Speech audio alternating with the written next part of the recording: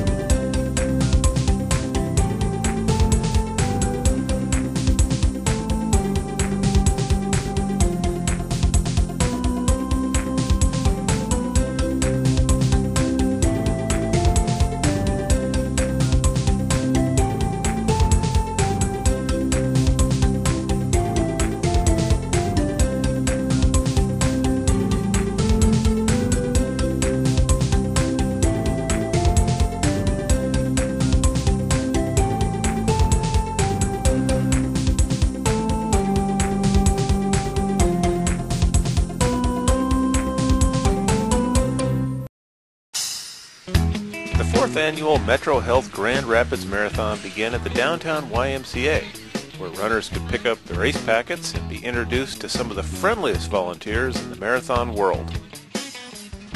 It's just 4 years old, but the event looks like it's been around forever.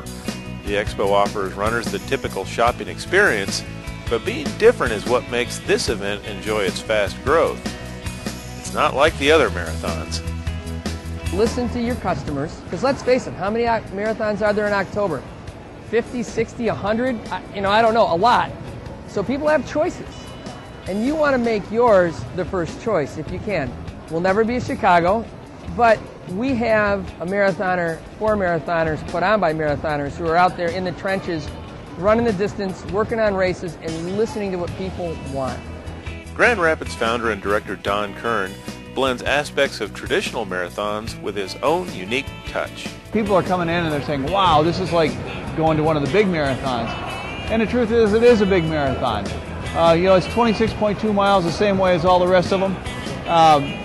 And we're here to make this a great experience for people. And so they're coming in, they're getting the full experience, plus they're getting the friendliness of Grand Rapids and the friendliness of our race staff and personal communications with the emails and all that kind of thing that really sets out to make this experience a good one for them.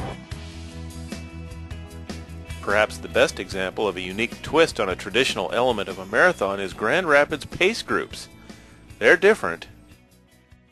Our times are based not on arbitrary times on a clock, but they're based on actual finish times that celebrities have run marathons. So we have, for example, we have the 4:44 team, which is John Bingham, the Penguin from Runner's World. He's run a 4:44 marathon. We have a team in his honor. Then we have Team Oprah.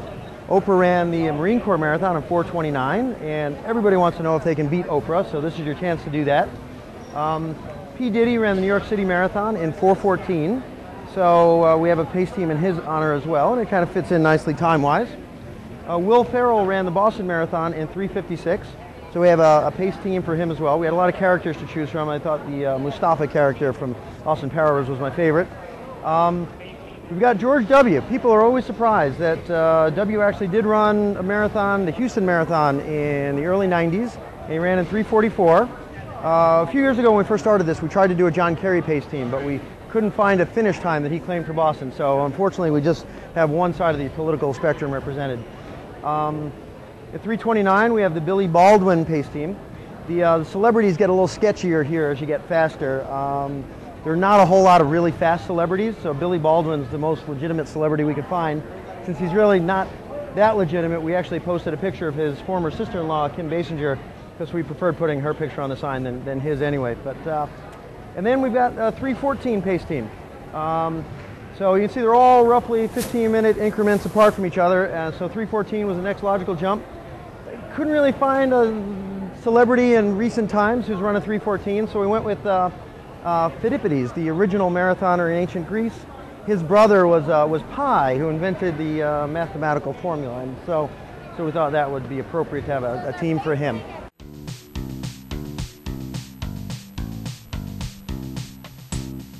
As the event has grown in numbers, so too has it grown in the number of races. There really is something for every ability and age. So bring the whole family. We've added a new aspect to our race this year, to our whole program, and it's just not for adults anymore. This is for everybody, and we added a kids marathon this year where the kids have gone out. They've trained for 25 miles.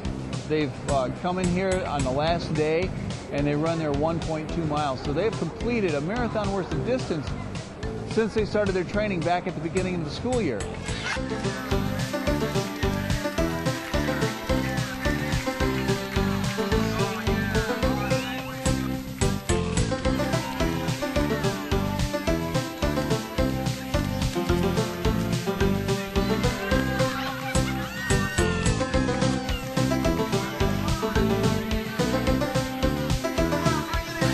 I went like 1.42 miles. It was really hard, but I had fun.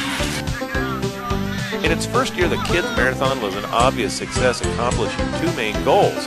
One, making sure everyone has a good time, and two, getting more people involved and active, and not just the kids.